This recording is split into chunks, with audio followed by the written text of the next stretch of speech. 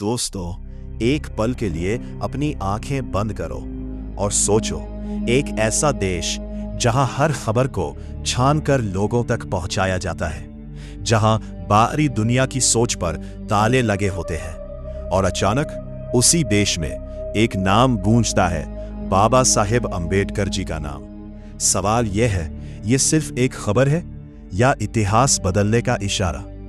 आज जो आप सुनने वाले हो वो आपको हैरान भी करेगा और सोचने पर मजबूर भी, क्योंकि मामला जुड़ा है दुनिया के सबसे बंद और रहस्यमयी देश उत्तर कोरिया से, जहां से एक खबर निकलकर पूरी दुनिया में आग की तरह फैल रही है कि 14 अप्रैल को वहां बाबा साहेब अंबेडकर जयंती मनाई जाएगी।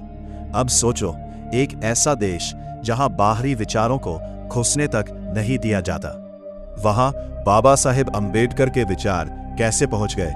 क्या सच में ऐसा हो रहा है या फिर इसके पीछे कोई गहरी चाल छिपी है? कुछ रिपोर्ट्स कहती हैं कि वहां के नेतृत्व ने बाबा साहेब के विचारों, समानता, न्याय और अधिकार की तारीफ की है। कहा गया कि उनका संघर्ष सिर्फ भारत के लिए नहीं बल्कि पूरी मानवता के लिए प्रेरणा है। अगर ये सच है तो ये सिर्फ एक खबर नहीं, इतिहास का एक बड़ा मोड़ हो सकता है। लेकिन ठहरो, हर वायरल खबर सच नहीं होती। इस खबर की अभी तक पूरी तरह पुष्टि नहीं हुई है, और यही बात इसे और भी दिलचस्प बना देती है। क्या ये दुनिया को एक नया संदेश देने की कोशिश है या फिर एक सोची समझी कूटनीतिक रणनीति?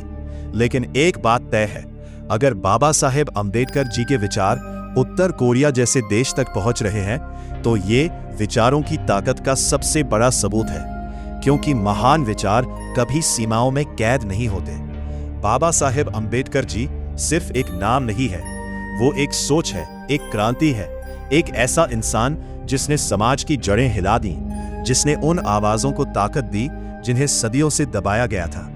उन्होंने सिर्फ संविधान नहीं लिखा, उन्होंने एक नया भारत लिखा, एक ऐसा भारत जहां हर इंसान बराबर हो, जहां किसी की पहचान उसकी जाति से नहीं, उसके कर्म से हो। उनका जीवन आसान नहीं था, हर कदम पर भेदभाव, हर मोड़ पर संघर्ष, लेकिन उन्होंने हार मानना नहीं सीखा। उन्होंने दुनिया को सिखाया कि अगर इरादे मजबूत हो तो हालात कितने भी मुश्किल क्यों ना हो, इंसान इतिहास बदल सकता है। उन्होंने कहा था, शिक्षित बनो, संगठित रहो, संघर्ष करो। ये सिर्फ शब्द नहीं है, ये वो ताकत है जो एक कमजोर इंसान को भी अजेय बना सकती है। उन्होंने बताया कि इंसान छोटा या बड़ा जन्म से नहीं होता, बल्कि अपने कर्मों से बनता है।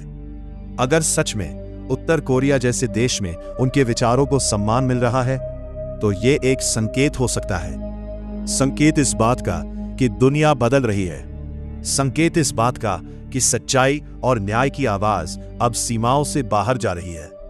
और अगर ऐसा है तो ये सिर्फ एक खबर नहीं, एक नई शुरुआत है, एक ऐसी शुरुआत जहां इंसान को इंसान समझा जाएगा।